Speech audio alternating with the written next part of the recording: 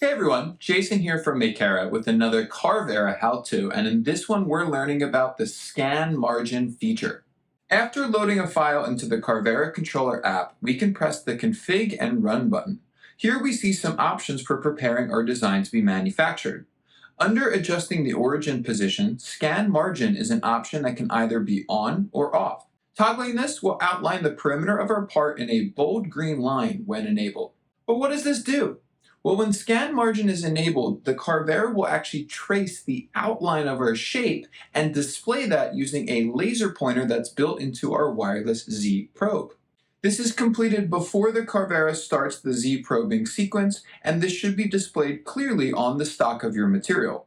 Now, of course, this helps us ensure that the position of our design on our stock is correct, but it also helps us prevent any catastrophic mistakes. We can use the scan margin feature to ensure that no clamps or fixtures will be in the way during machining. But it's also important to remember that some additional space is probably needed for travel, entry, and other machining operations. So always leave a bit of a tolerance even around the scan margin perimeter when you're setting your clamps and adjusting your machine position.